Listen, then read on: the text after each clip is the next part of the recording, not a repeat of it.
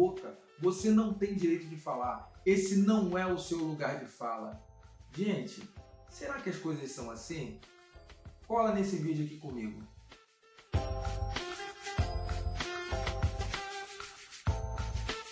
Fala galera, beleza? André Churros aqui de volta, nessa semana comemorando um ano de canal, um ano de Churros Verso. Já agradeço a você que está aqui sempre, vendo os vídeos, comentando, curtindo, compartilhando. Você está me ajudando muito e também ajudando com que essa informação chegue a mais pessoas. Se você ainda não é inscrito, se inscreva aqui no canal, veja os vídeos antigos dessa semana, que é uma semana de abrir o pensamento.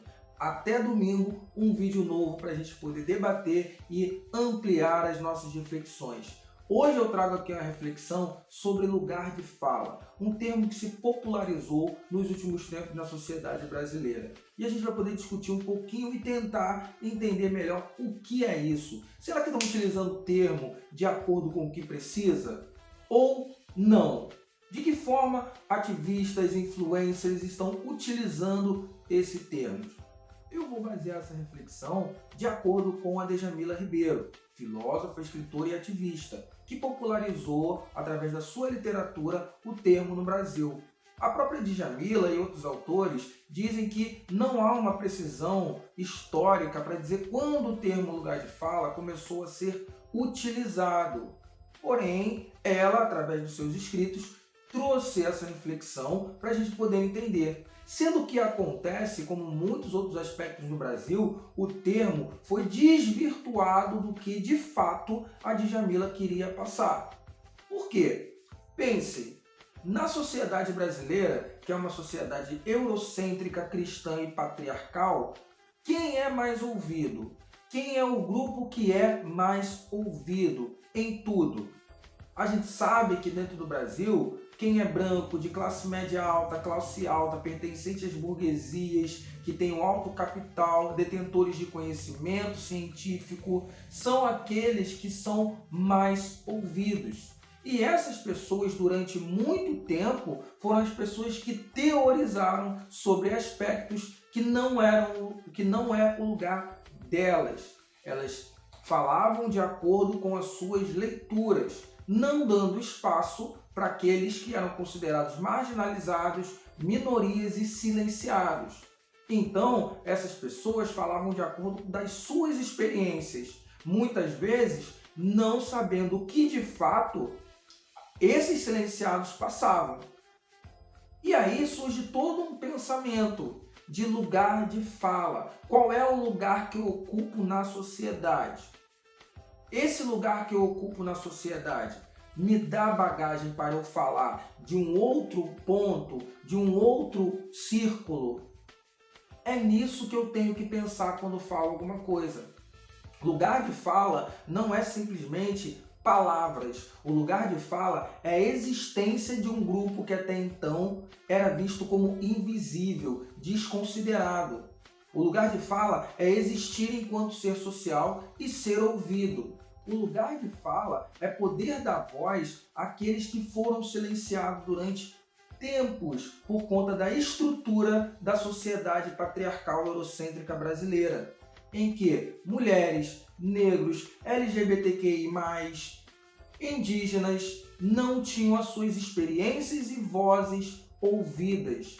Eles não eram vistos como existentes na sociedade.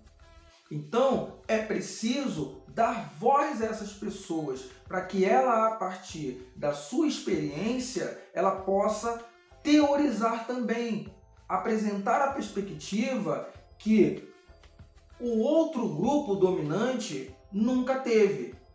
Ele tem a perspectiva de ouvir dizer, de teorizar, de pensar. Porém, ele não vive aquela realidade. Então, ele acaba não tendo as experiências necessárias para falar de fato sobre aquele assunto. O lugar de fala permite que tenhamos todos mais voz na sociedade, porque eu vejo como uma existência. Aquela existência é significativa. Porque pense, por mais que um homem branco fale da condição do racismo, ele nunca vai saber o que é racismo, porque ele está numa posição de dominação, uma posição de poder. Autores e filósofos como Foucault já falavam que a linguagem é poder. Então a fala dele representa a posição, o lugar de poder que ele tem. Então, por mais que ele teorize, ele não vai saber o que é passar por um racismo, porque ele é branco e o racismo não atingiu a classe branca dominante. Por mais que eu, enquanto homem, fale do feminismo, eu de fato nunca saberei o que uma mulher passa, porque o lugar que eu ocupo é um lugar de homem e a sociedade é machista.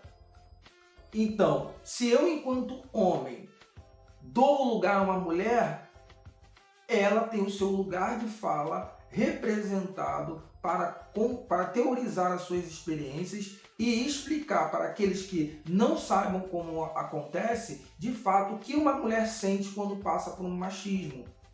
E assim, todos os grupos da sociedade.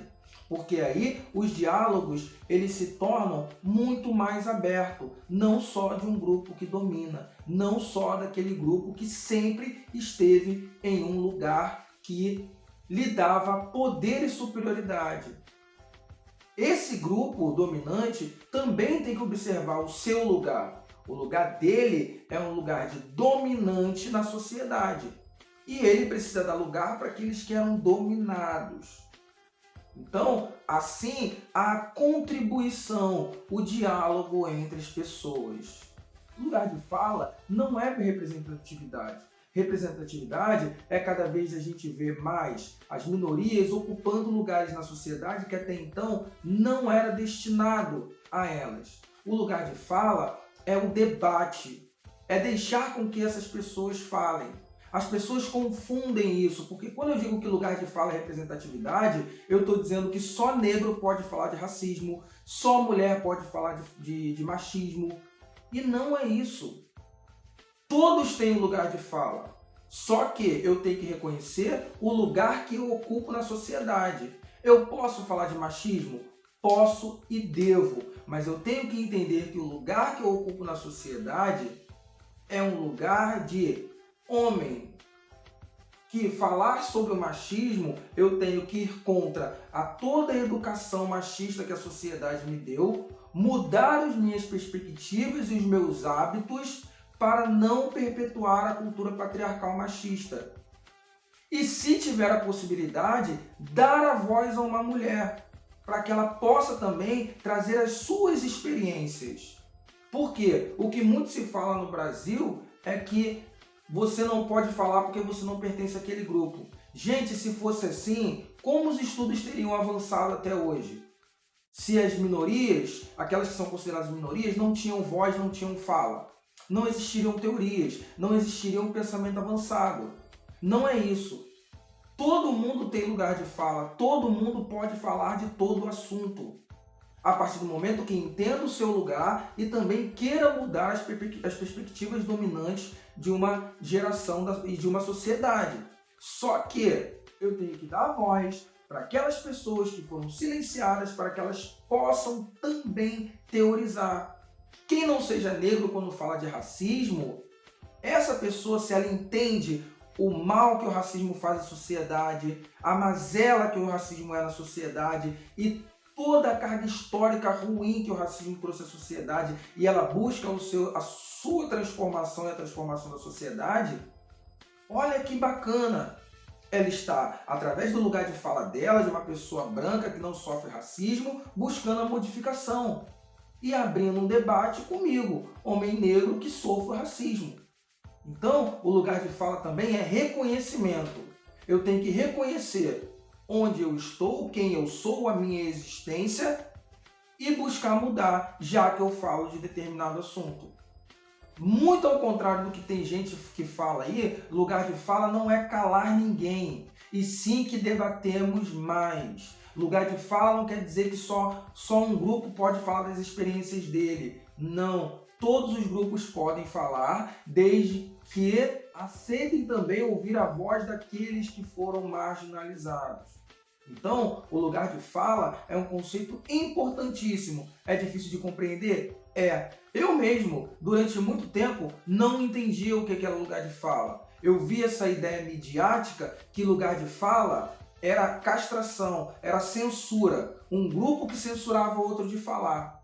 E durante algum tempo eu permaneci com essa ideia. Eu tive que estudar muito, ler muito, ir atrás, debater para entender que lugar de fala não é tirar a voz de quem já está falando.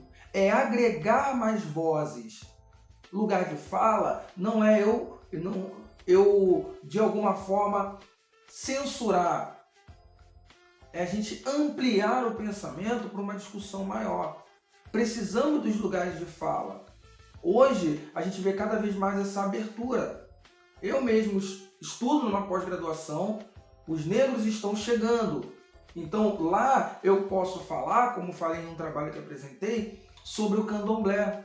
Eu tenho lugar de fala do candomblé. E a minha professora orientadora me agradeceu porque agora ela também pode falar, mesmo não sendo o lugar de fala dela, como uma mulher branca e cristã.